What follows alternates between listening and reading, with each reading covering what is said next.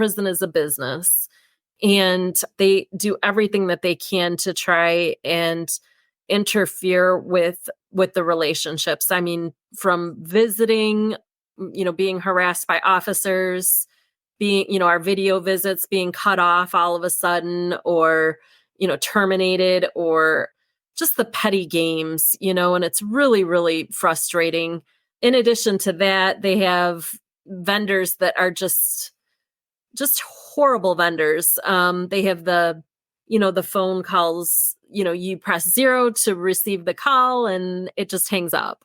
We try and communicate the best that we can, but it's always impeded by these outside things that are completely out of our control. And it impacts him severely. And especially because he lost his wife of 22 years behind prison walls. So he worries about me. And I mean, I could be on my way to the prison. He'll call. He knows that I'm coming for a visit. And then, I'll get there and, the people checking you in for the visit will just play games and not let you in for whatever manufactured reason they come up with.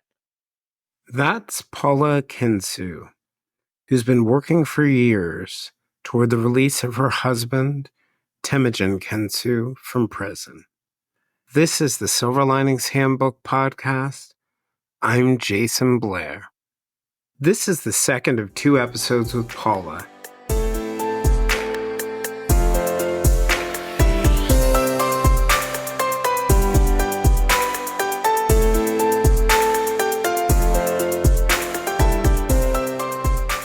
Paula, yes. She's the wife of Temujin Kinsu. He's a Michigan man who was serving a life sentence for murder. And for a murder he insists he didn't commit. So Paula's story, to me, in thinking back on our interview, is one really of perseverance, determination, a single-minded pursuit of justice for her husband, and advocacy for other people who are in similar situations.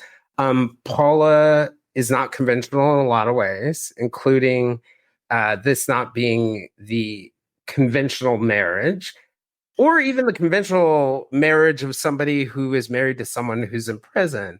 After reading about Temujin's story, Paula felt compelled to reach out to him to see if she could help with this case. They started communicating by prison email, then became friends, and eventually fell in love and got married. And I want you guys to pause there for a second. Just think about that for a moment. This woman chose to marry someone who had a life sentence. She chose to marry someone knowing that there's a chance that he would never have freedom and they wouldn't have freedom together. Like, a lot of people talk about love, but what greater love is there than to sort of lay down your life, your goals for another person? And even though I haven't had the chance to talk to Temujin, he must be pretty amazing based on that.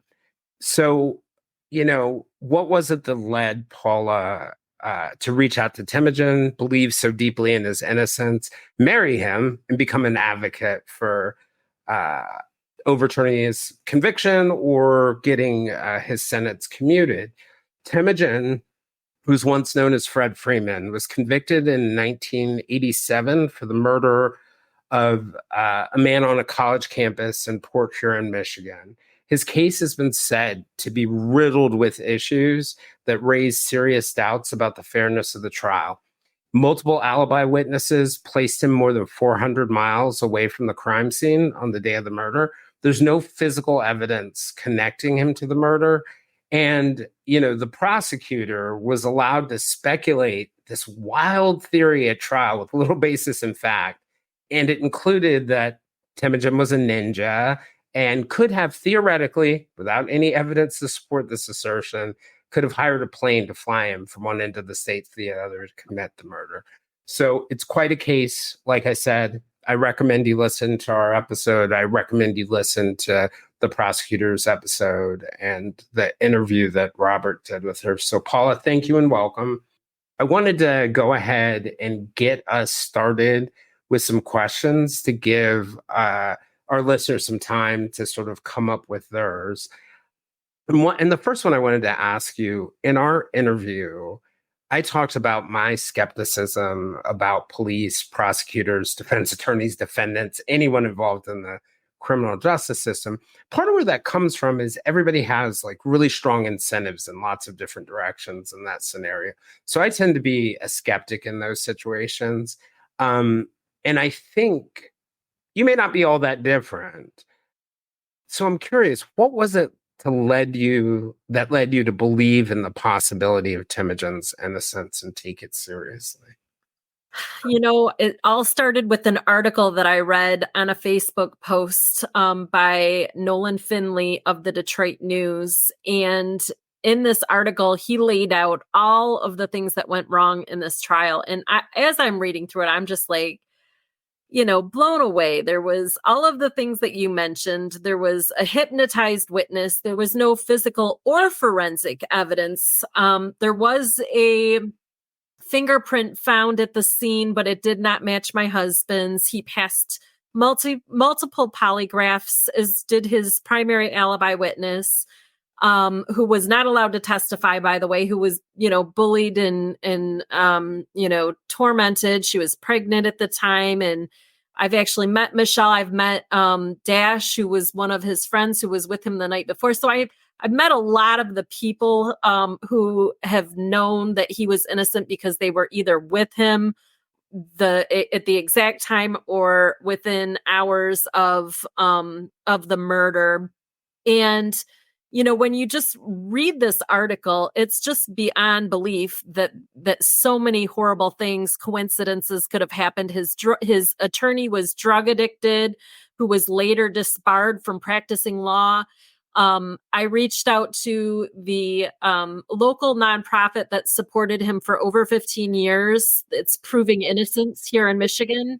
And after just hearing all of these things and reading all of this information on the Innocence website of the University of Michigan, I was just like, I have to help this guy. And I also grew up in the same small area, the same small town that the victim was from. I grew up in that area. We actually went to the same high school, and I actually taught at the college that the victim was shot at. And I knew of the case. I was familiar with the case, but I never knew anybody was wrongfully convicted. So just reading all of this craziness and digging in a little bit, I was like, I have to meet, I checked out his Facebook page. I saw from the article that his wife had died 7 years earlier. And my heart just bled for this man. And I was just like, wow, the person that was fighting for him, he lost her 7 years ago, and it was at Christmas time. Mm. And even the article was, a man basically, a man spending another Christmas behind bars for a murder he couldn't have committed. And it just goes on with the hypnotized witness, all these crazy things. And I'm like, this is just insanity. So I reached out to him. I can't imagine. That must have been great timing for him, because I cannot imagine being in prison feeling like you're wrongfully convicted and then to lose your wife and your partner. I can't imagine what that would feel like. Yeah. And, he's lost some people since then as he's been incarcerated that, very close supporters. And I can't imagine being in a prison cell and finding out that somebody that you love, passed away. You can't go to their funeral. You can't be there to support in any way. Yeah. And, Or even get support, right? Like, as everyone um, else is mourning and going through grief. You mentioned in the interview, by the way, and people will get more insight into this when they listen to the episode, but that you would do it all again in a heartbeat for your husband. And, but you mentioned that you could never imagine what it would be like to be in this position. What has it been like? man, I'll tell you. It's been like a roller coaster. We definitely have our good days and we have our bad days. And, the system works in a manner such that they try to destroy family relationships And, they say in their mission statement that they're trying to, rehabilitate these people and do all of these wonderful things that it's completely a lie. Prison is a business. And they do everything that they can to try and interfere with the relationships. I mean, from visiting, being harassed by officers, being, our video visits being cut off all of a sudden, or terminated, or just the petty games, and it's really, really frustrating. In addition to that, they have vendors that are just horrible vendors. They have the phone system. Goes through a company called GTL, Global Tel Network, and the phone calls, you press 0 to receive the call and it just hangs up. Or The emails. the emails are delayed by 5 business days. They don't have to release them. So, we try and communicate the best that we can, but it's always impeded by these outside things that are completely out of our control. And it impacts him severely. And especially because he lost his wife of 22 years behind prison walls. So he worries about me. And I mean, I could be on my way to the prison. He'll call. He knows that I'm coming for a visit. And then, I'll get there, and, the people checking you in for the visit will just play games and not let you in because of, for whatever manufactured reason they come up with.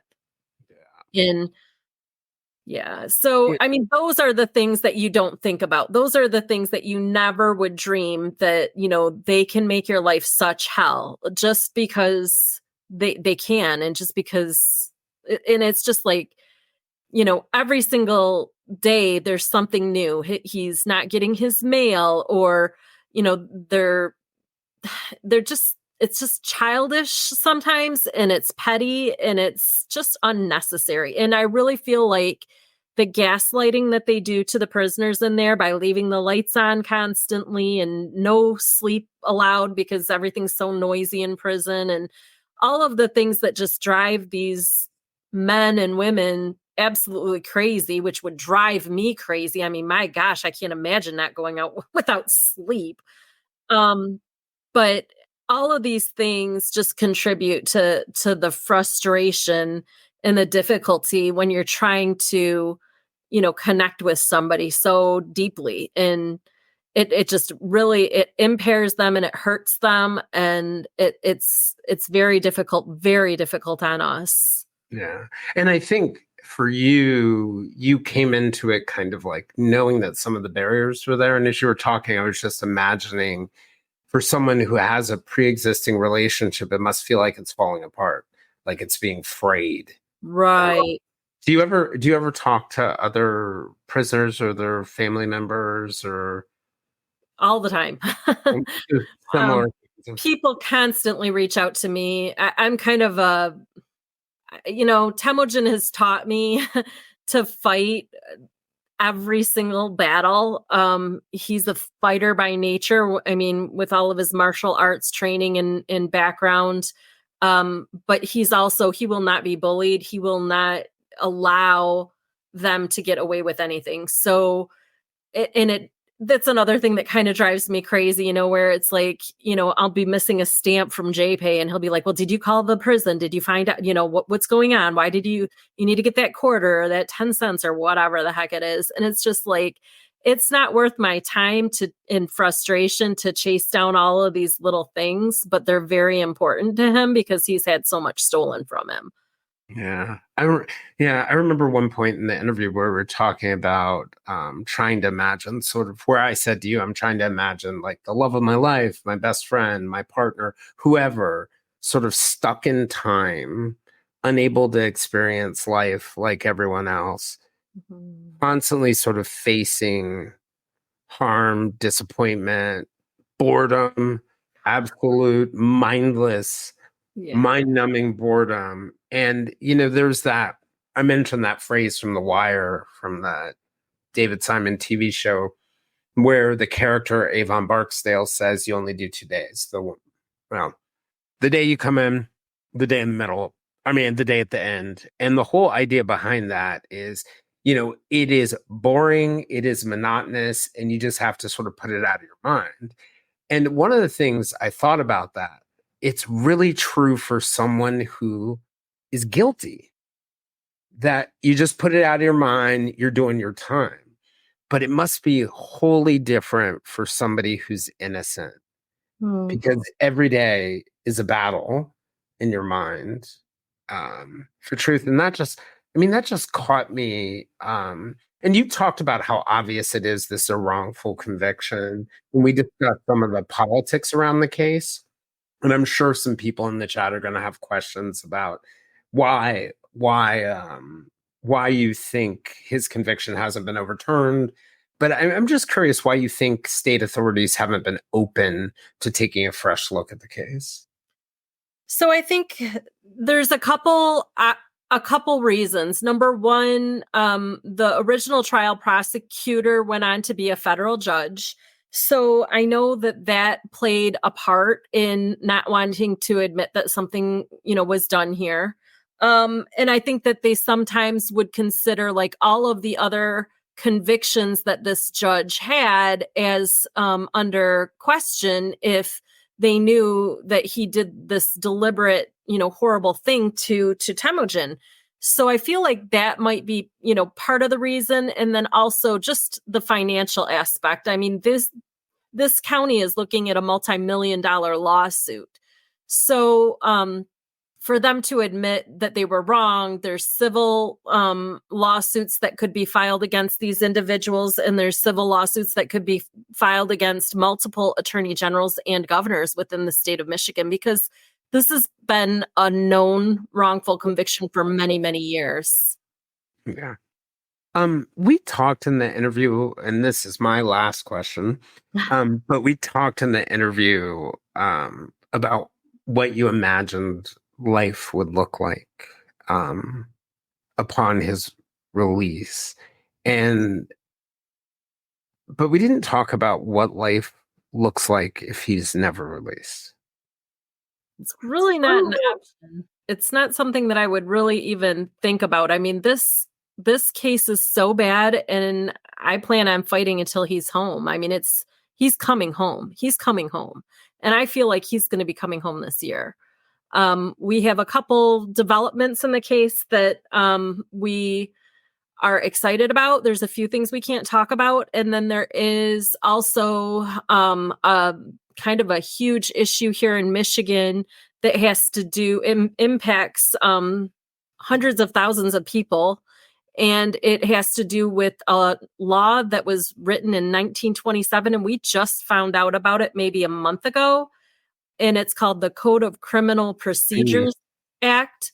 And it basically has to do with a probable cause conference. And there were multiple, basically, there was kind of a conspiracy. I hate to use that word because everybody's like, oh, I don't know about that. But it was basically a conspiracy because the courts stopped doing these conferences. The judges stopped requesting them and the attorneys. And it was just kind of this known thing in Michigan for many years.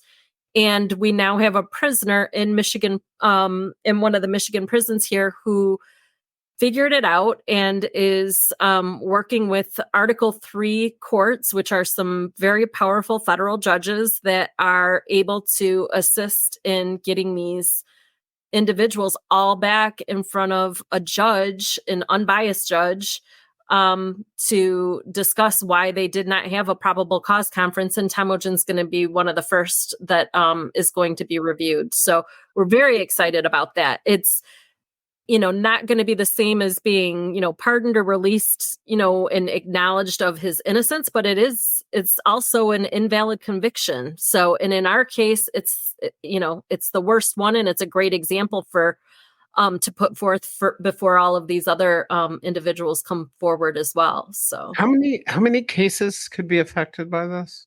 24,000 current prisoners right now. Okay, 20. And I've seen actual sealed court documents, and it's a thing. I mean, if it wasn't a thing, it would have been thrown out. It's been in the courts for about 4 years now. So we're very excited about this new development. Okay. I'm going to turn it over to these guys. Does anyone want to throw a question in the chat or join us? Feel free to go ahead and do it now. We'll give you guys a sec. And then, Paula, I'll put them up so you can see them. I can't see their little typing. I know Robert's going to join us in a second. Okay, so we've got Sophie's asking, did a federal judge overturn his conviction? And you want to walk us through sort of the conviction history and to where we are now? It's kind of an interesting twisted tale. Yeah, there's a lot that has occurred over the years. There's many appeals and opportunities to have the information brought forth. But the interesting thing, and the thing that I didn't know, and the thing that most people don't know, is you would think that, you hear of one thing that went wrong. Why can't you bring that up? And why can't you, what that should be enough to get an innocent person out of prison. But what happens with the appellate courts, which is a horrific system, by the way, is that you cannot bring up something that you've already brought up before. So if you submit an appeal to the Court of Appeals and they deny it, and a lot of times they rubber stamp deny these appeals, you can never bring back up any of those claims that you mentioned in that appeal. Which is crazy, because if you're absolutely innocent and a judge just rubber stamps denies you, and then you can never bring that thing up again, I mean, as time goes on, you're going to end up with less and less opportunities to really prove that you're innocent if you can't bring up things that, that occurred, things that you find out, years later, as we found multiple things in our case. A federal judge.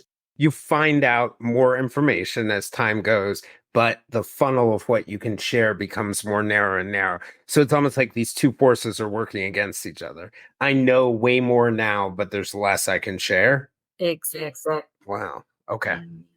Keep on going. Sorry. No, that's a good point. And in 2011, he did have a judge in Detroit. Her name was Denise Page-Hood, and she did allow evidence that we found out after the trial to be entered onto the record. And the original trial prosecutor, who went on to become a federal judge, actually sat on her very own bench. She was superior to him, and she reviewed this case, and she basically wrote an opinion that he had prosecutor misconduct and ineffective assistance of counsel, and she ordered that he be released or given a new trial. And what happened was that that case had been they appealed it, and the case was sent out of state, and an out of state other judge came out and basically didn't say anything about, no, you're not innocent. It just said you're too late. So it went to another federal judge? Out of state. It went to another federal judge out of state. And then that judge said, basically threw a timing technicality on him and said, it doesn't, your claims don't matter because you're too late. You could be innocent, but you're too late. So in law, you have, process violations than substantive ones. So they were essentially, she came in and from a substantive perspective said, ineffective assistance of counsel, this should be overturned. But then from a process perspective, as in like you turned in your tax return on the 16th instead of the 15th, they said no. Is that fair, or am I oversimplifying? Wow. How did he react to that? So he found out about that right after Amiko passed away. So Amiko was his wife, and she had ovarian cancer. And so, he hasn't really talked about that period of time, but I can imagine it was probably one of the worst times that he's had in the prison system, was losing his wife and then finding out that his appeal had also, been overturned. Wow. What year was that? 2011. 2011. Okay. Mm-hmm. So let's see what else we have as questions. Because, I'm just thinking about like all of, for him, just listening to it, he must have felt when he was at the trial, looking at, what the potential evidence was like, there's no way I'm going to be convicted. Devastating blow of conviction. Then the appeals, an appeal like that, devastating blows. So I'm gonna steal a question for myself here. He loses his wife. How does he maintain his optimism?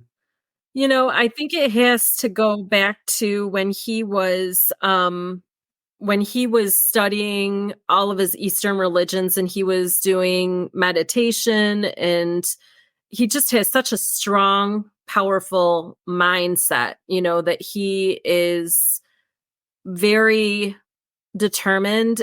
And I don't know anybody who has the tenacity that he does. He will not ever let something go. And so even as far as his faith or positivity, once he hangs on to it or decides that he's going to hang on to something, it's just with him.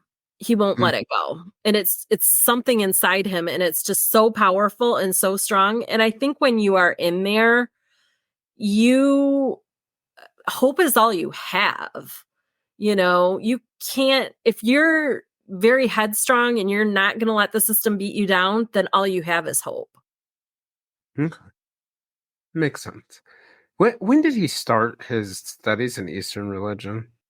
I would have to look at a timeline that I have. I'm not 100% sure, but I think that just in general, when something like crazy like this happens to you, you begin to question everything. You begin to question your faith. You begin to question what's real, what is the answer? What do I need to be doing?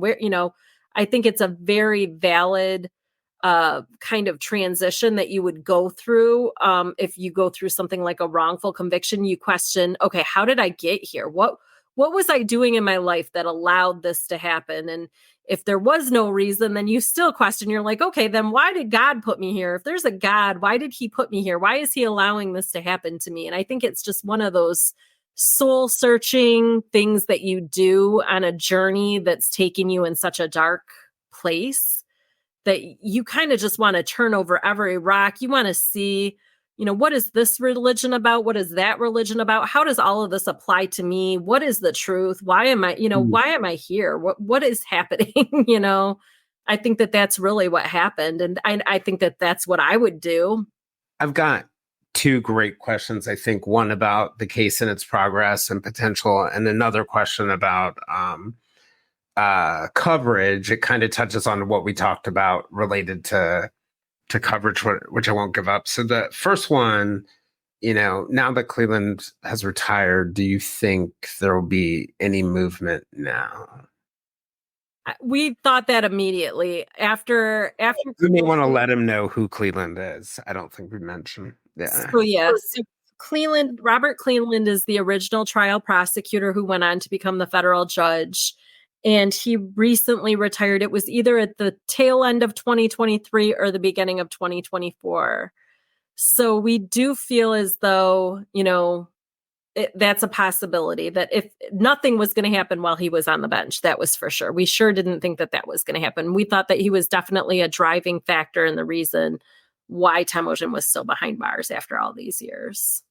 And when you say driving factor, I think some people, and I definitely know this from my reporting days, you think it's easy to think you have a federal judge, you have a prosecutor, you have a state judge, you have a governor, right? And they're all unconnected. But one of the things I learned from reporting, you know, they all went to Yale together, or they all went to Harvard together. They came in the prosecutor's office at the same time together, or the defense attorneys are dealing deals with the prosecutors. Like their allegiance to each other is much stronger. I remember when I was in high school, my parents, let this kid from our church, who happened to also be last name Blair, but he was white and he was from Colorado. But we let Adam stay with us, and he had gotten into some mischief and trouble and got arrested with a bunch of other kids. Nothing. It was like breaking into cars and all sorts of other stuff. And the public defender said to us in the courtroom, It's like a crestfallen moment for me. The public defender said, look, I have to do business with these prosecutors. I can fight for this person. I can fight for Adam as hard as possible. I can take it to the mat. But then when I have this person over here that I really need to save, because their sentence is going to be so long or fill in the blank, they won't do business with me. And I was like, what? But it made me really look at and it was very informative when I was a reporter later, look at the justice system very differently.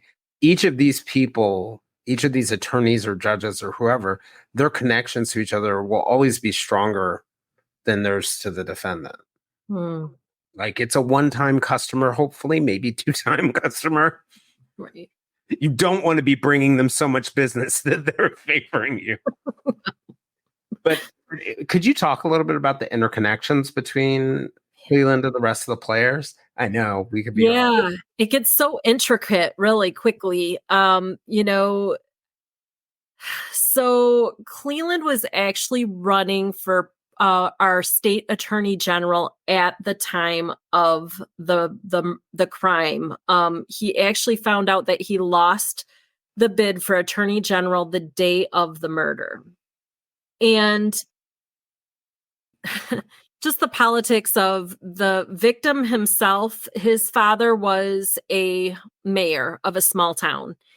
And he had made contributions to Robert Cleveland for the attorney general bid that he had been on. So, there's also a judge in Port Huron, a woman judge named Mona Armstrong, who was involved in one of Temujin's appeals years later, who went to school and was college roommates with Dana Nessel, who is our current attorney general. And it's just like, and then Dana Nessel is, head of the conviction integrity unit, who allowed his case to be researched and investigated for 2 years. And then all of a sudden, after 2 years, closed on another technicality. And it's just like all of these crazy interpersonal connections, as you said, are somehow influencing the outcome. And that's why we've called Temujin a political prisoner for years. That it really is like politics play as much and the system plays as much in it.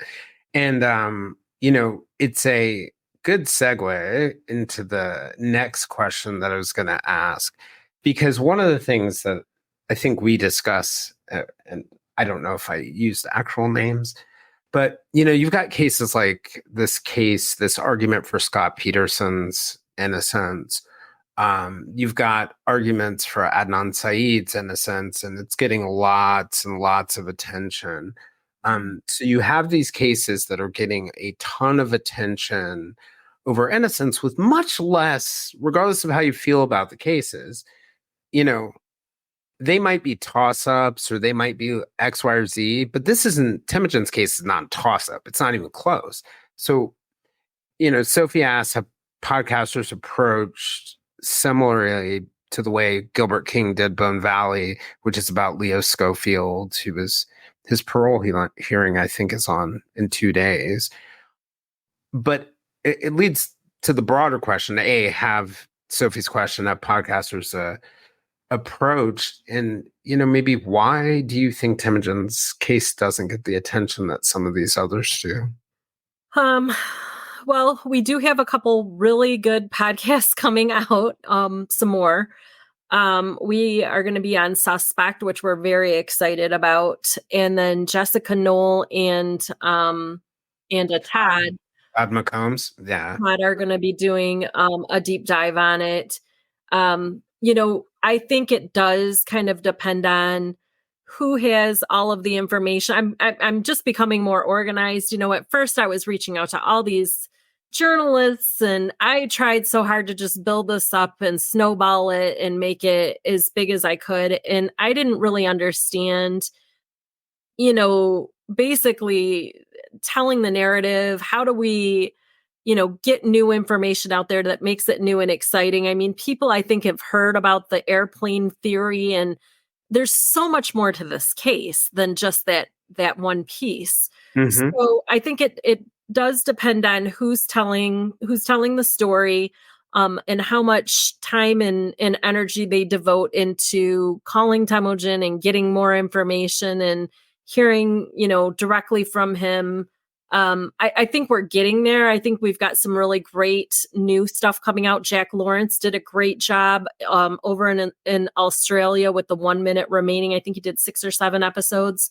Mm. There is a actually the very interesting um, it's a broadcasting station in Sanilac County, which is the county where the victim was from, is doing a probably a 5 or 6 episode deep dive starting this Thursday. They're recording the first one. And so that's going to be interesting because it's right in the heart of, where all of this happened. And we've got, of course, a $50,000 reward for anybody who has information leading to, the actual conviction and release, conviction of the actual murderers, could be 1 or 2, and the release of Temujin. And then, it's just, there's a lot of momentum. There's a lot coming up and there's new stuff coming out all the time. So that makes it interesting. And I think you're hitting on that key point that I think a lot of these cases have to do with how the story was originally told the first time, right? Mm-hmm. Peterson, Casey Anthony, did they get a lot of attention in the beginning? And how it's told afterwards almost has more to do with whether it gets noticed than how many times or other things like that. So it's good to hear we were Dana Pohl, who's a podcaster, True Crime PI and Seeking Justice. And I were talking about that with one of the cases that she's working on, that it's just this far away and it's really just going to take somebody telling the story, the right person telling the story in a beautiful way. So we've got a question from Tess Hurd, who's another podcaster who I know is interested in doing Temujin's case as well. So add Tess to your list, and if you're cool with it, I'll connect you guys. She's asking, how did they even get a solid conviction? They assassinated his character is what they did. They laser focused on Temujin. They never really did an investigation. They never interviewed Crystal. They never interviewed Scott's brother or his parents or his friends. They just, at the hospital, the detective was talking to the family, and Crystal Merrill was there with her little sister. And the little sister mentioned, Crystal's ex-boyfriend who was into ninja and rode a motorcycle and liked heavy metal music. And the detective said, "Who's that? Oh my gosh, that like, tell me more about him." And that was really it from the beginning. There was also a lot of corruption and kind of, you scratch my back, I'll scratch yours, going on in the legal profession, between the judge, the prosecutor, the attorney on the case. It was all— Wait, attorney, you mean the defense attorney? Defense attorney. Mm-hmm. Because he actually was part owner of a bar. He was on probation. He wasn't even supposed to be in a bar. He was living in a bar at the time of the trial, and he was on probation. Wait, so the defense attorney, yes, the Temujin, is living in a bar on criminal probation or like license? Criminal probation. He was an alcoholic, and he actually had a drug conviction, and he later lost his law license for selling cocaine in Ohio. And this is all on record. Wow. And they all knew it. The judge and the prosecutor knew that he was on probation, but they would all go to his bar and he would comp them drinks. And is that part of why the federal judge was like, for this is ineffective assistance of counsel? Oh, absolutely. Yes. Yeah, that was part of it. Absolutely. So Tess had another question that I think sort of fits something to talk about. Could you talk about the Innocence Project? Because I know it's not one big organization, but the Innocence involvement in the case. Sure. So the Innocence Project in New York, the Cardozo Law Innocence Project, the original one, they mostly deal with DNA cases, and there is no DNA in this case. There was no physical or forensic evidence whatsoever tying my husband to the case. However, in the 1990s, there is a documentary on YouTube. If you Google it, it's called Justice Incarcerated, and you might need to put in Fred Freeman. It'll pop right up. And you can see that Barry Scheck, who was one of the founders of the Innocence Project, is in that video talking about how bad this case is. And so he's supported us for years. We do have, I believe, there's a page out there on the Innocence Project's on their website about Temujin's case. But as far as like them advocating really hard and advocating, they just don't do that for non-DNA cases.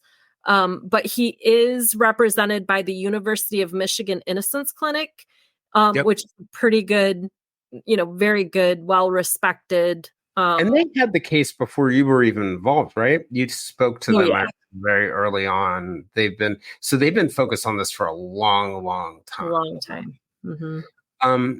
So we've got one of the things I wanted to ask. I've got some questions from Robert and Sophie teed up, but the conviction integrity unit. So in a lot of states, and even local prosecutors' offices at times, there's been a focus on setting aside resources to look into old convictions, either because something like what happened in Baltimore with the gun trace task force scandal, let's go look at those cases, or particularly, individuals petition to have the conviction integrity unit to review it.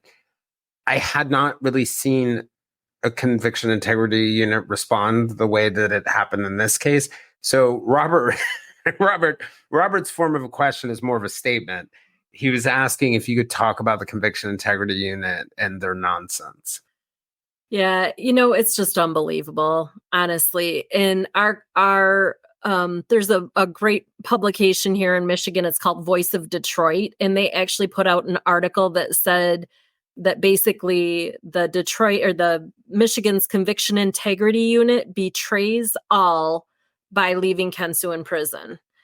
It's just absolutely absurd what happened in this case. So, and it's all documented. Again, we have all of the original content, the original application that was submitted.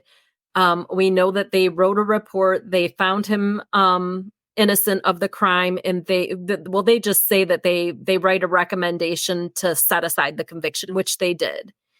And we know that there was the memo, and we know it was written April 21st of 2021 was the date of the memorandum that was written, and it was written. It's a memo saying that his conviction should be overturned, drafted by people in the conviction integrity unit. That is correct. Mm-hmm. Okay. And Dana Nessel, our attorney general, is refusing to release the report. She is saying that it's client attorney privilege, and that she's not saying that it doesn't exist. We did try and sue her for it in a federal court, and the judge sided with her and said that it is, considered attorney work product, and that she does not have to release it. So basically, they kicked it out. For some reason, it didn't move forward, whether it was overruled or it was left in draft. But the reason that they closed the case and did not release the report, the reason that they gave us was that the new evidence, which is required for the conviction integrity unit, the new evidence that was reviewed was considered cumulative to the other witnesses that had already testified at trial. So at trial, there were 9 unimpeached alibi witnesses who said he was in the Upper Peninsula. He couldn't have committed this crime. We found out in 2019 via a FOIA report, which is a Freedom of Information Act request, that there was an additional 10th witness who was interviewed by the prosecutor during the original trial, before the trial, and they never released that person's name or that information over to the defense. So So that, in theory, would be exculpatory evidence that they ruled that it was a harmless error. it was a Brady violation. They absolutely should have, disclosed that. I don't think that they ever came out and said why they never released it, but it was in a police report. The name of the person that the state police went to go and interview up in the Upper Peninsula. Temujin went on a date with this girl. It was the night before the murder. He went on a date and they had soup in this big boy restaurant, and his car had broken down. He was in no rush to go downstate and commit some elaborate murder with a broken down car. He was trying to play kissy face with this girl in this restaurant in the Upper Peninsula. And she could have testified to that fact. She could have testified to his state of mind during the trial, but the defense never gave us her name. Temujin thought her name was Beth Steer, Steir, and her name was, or he thought it was Beth Spear, Spear, Speer, and it was Beth Steer. And the police had actually found her, interviewed her, and she So, added um, credence to his alibi that he was not, he was with her on the date. He wasn't in a rush to leave. And they just basically said that she was cumulative and she wouldn't have added anything additional. So this is they, this case is one of those. It's so infuriating. It's one of those. I always talk about how some people just remain intentionally stupid. Like you're having a conversation with them and they're deliberately being stupid. This feels like being intentionally obtuse, right? That I would think if I were a governor and I were happened to be a governor like Governor Whitmer, who has this opportunity, if she can convince progressives that she isn't too conservative, to be vice president, right? Like, why wouldn't you take a look at this case? so Whitmer is a prosecutor as well. She was a prosecutor for 6 months, and I think she has very loyal connections to the Prosecuting Attorneys Association of Michigan. The current prosecutor in St. Clair County, where my husband was wrongfully convicted, was on the board of the Prosecutors Association of Michigan. He's the current state director. There's a Mm. picture of him and her right next to each other. You know, on one of the websites or on YouTube, and he is also the same prosecutor who could release him, who could look into this, who could free him, is on the National District Attorneys Association board. So he's on a national board for prosecutors, and he refuses to release or acknowledge Temujin's wrongful conviction. So we've got a couple more questions. This one from Sophie. It's sorry if she missed it, but how long have the two of you been married? And then I wanted to just add to her question. Could you tell us a little bit about what it was like to make the decision to get married? I just say that, like, even in the best of circumstances, I mean, like, if you're sane and responsible, it's a difficult, complex decision whether to date someone, whether to marry them. These are more complicated circumstances than most of us can imagine. But, like, what was the process? I know you can't speak for him, but I can imagine for him, having experienced a lot of loss, it wasn't easy to make the choice to, you experience that much loss and sometimes you run away from Mhm. attachment. So, like, in a way, I look at his story and maybe I'm just leaning on my own experience with loss and running away from attachment. I think, wow, that's courageous. And then I look at you and I see the same thing, and I'm like, what courage, right? Like, what unbelievable courage for you to do that. So, how long have you guys been married, and how did we get there?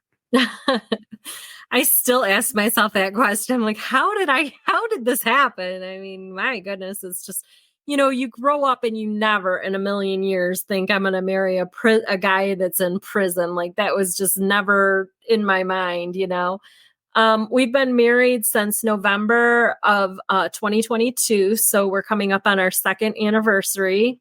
And, it was really, it was, it was just something that I absolutely knew. I knew it. I knew when he asked me, I knew it before he asked me. I just knew he was the one for me. It's kind of hard to like explain it, but I mean I'm a spiritual person, I'm a religious person, and I felt like I absolutely was given confirmation that this was the man that was for me. And Yeah, so it's like one of those out there. It's very funny. So I don't know if we talked about this on the episode, but my mom died last year, and it's not a bad thing. Um, but so what was it? It was like a couple weeks ago. I was like, Dad, the one thing I wish I could have asked Mom was what was it like when she met you, and how did she know? And which prompted him to tell me and say to me, you will just know, and it'll be like something you've never felt before. And he said, you will blabble when you try to explain what it was. So Sophie asked a more practical question than my question, which is, tell us the qualities that you love about him. Well, I absolutely, probably first off the bat, I fell in love with his intelligence. He's brilliant. He has probably the thing that I desire the most is his incredible memory. I cannot remember anything, and he is just so smart. And I've always found that a very attractive quality. But he's also just very, like, I feel so safe with him. I feel like I could just crawl in his arm. Mm, Nobody could hurt me. Nobody, like, I feel comfort there. that's so beautiful. He's just in his positivity. I mean, again, I mean, that's something that everybody comments on and sees and talks about. And, he'll call me and he's so chipper, and I'm like angry and cranky and why aren't you home? And he's like, hey, baby bear. And I'm like, oh my gosh, he gives me so much strength. And he is just like so meant for me. I mean, we complement each other so well. We really get along. Like, he is so funny. Oh my God. He just has me just in tears laughing sometimes. It's just a special relationship. It's hard to explain.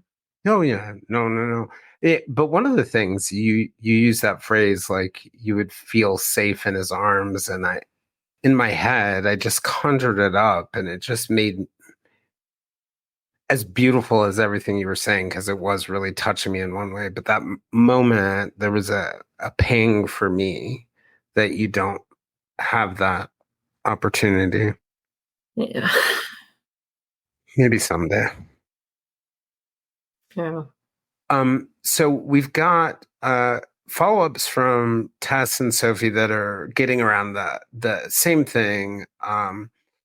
Sophie is asking us about how can we get more attention for his wrongful conviction, and Tess asked a similar question, although it may not be exactly the same.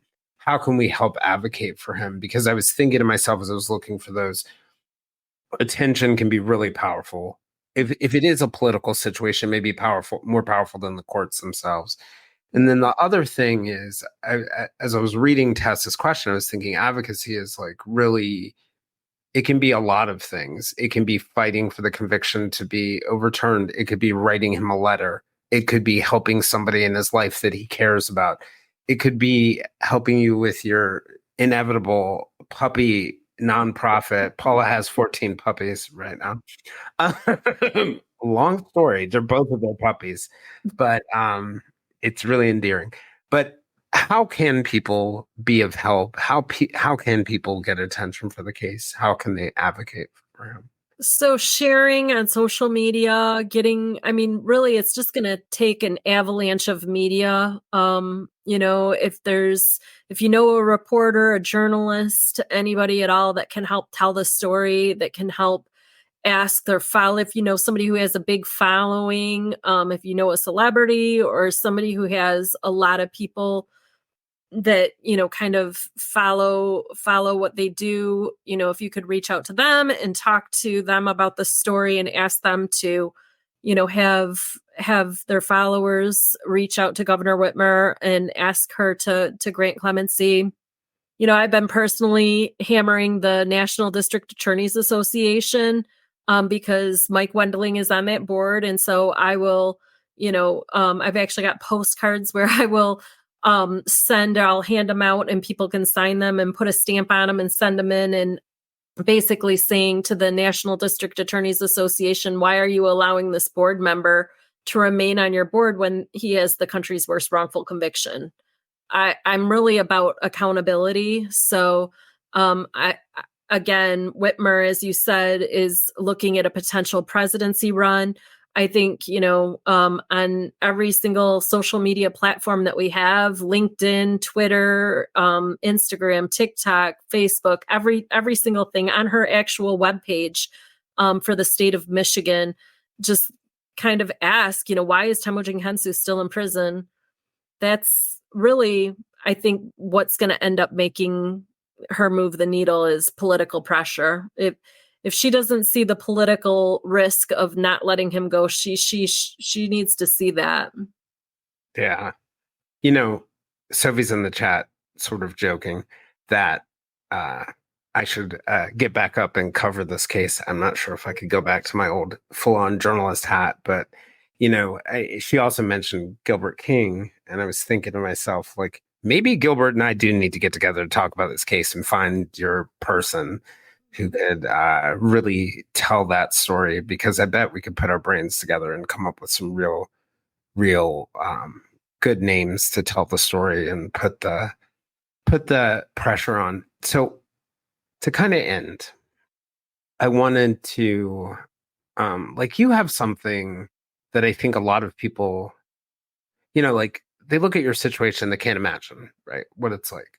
But I also look at your situation and say, you have something so amazing and so beautiful, that you found the love of your life and he found you.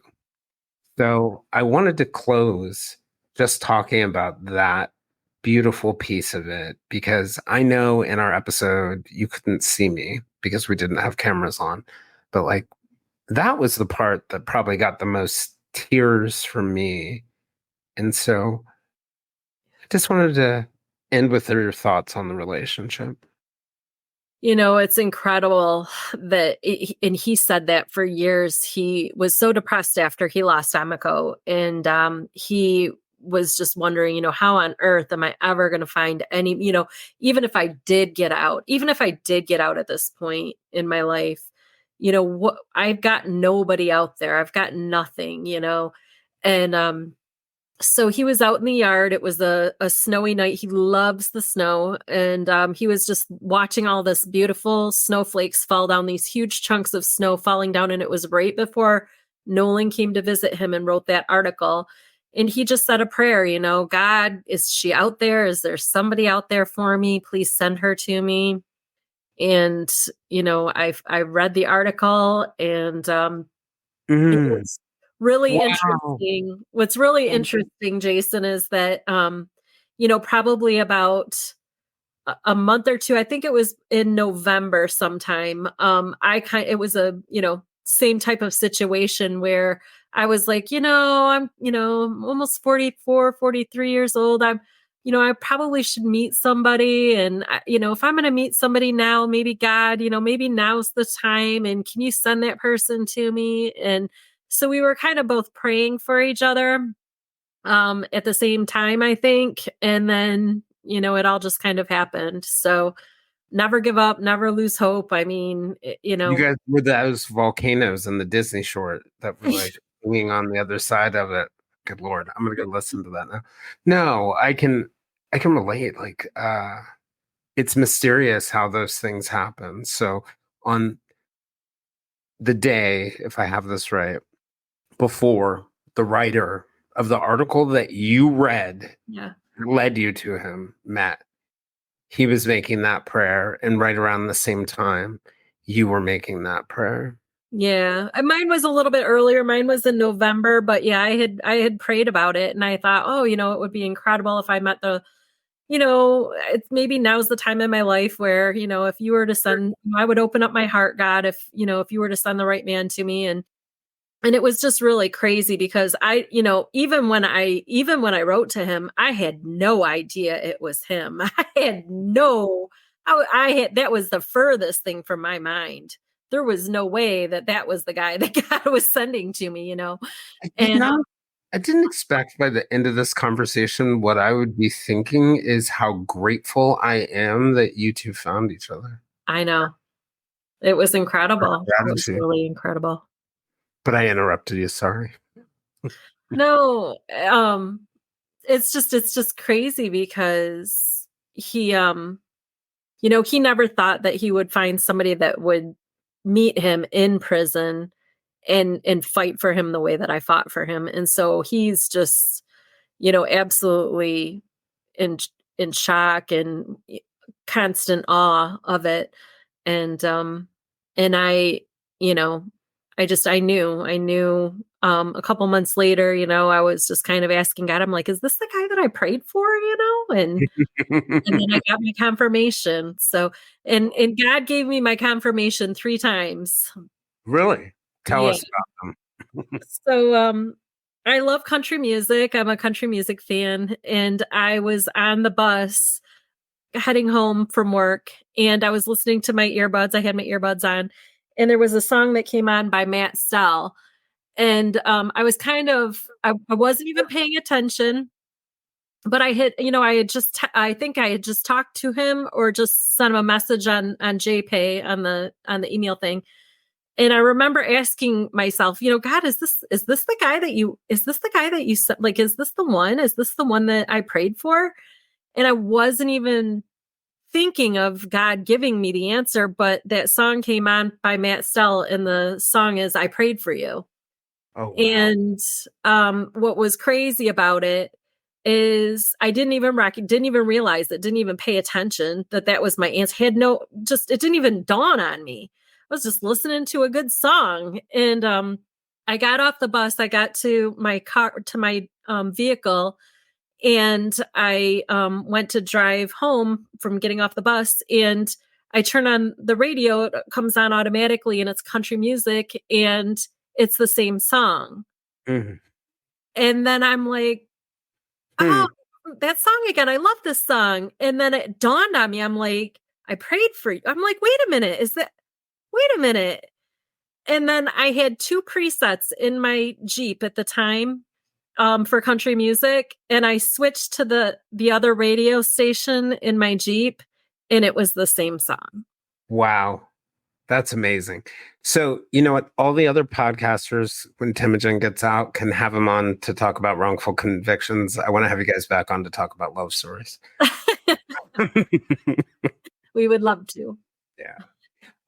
Well, all you guys in the chat, thank you for all your awesome questions. Paula, thanks for coming in. And, just you can look at it in this chat if you scroll up or down it, and I'll save it for you if you can't see it all. But like, he's going to have a lot of fans and friends and people willing to help him out and befriend him when he gets out. So, just give him, I'm thinking about the names I'm seeing in this chat. Like, it's not even hyperbole to say that they would be there. So just let him know and give him our best. And yeah, thank you. Thank you so much. Thank you for everybody listening. Thanks for your questions. Thanks for your support. We really couldn't do it without you. This was a live episode with our Patreons.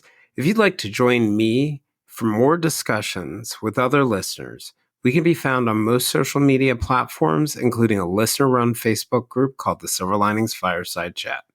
For deeper conversations with our guests and live conversations with other listeners like this one, you can also join us on our Patreon at www.patreon.com/The Silver Linings Handbook.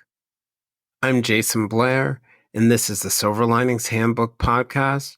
We'll see you all again next week.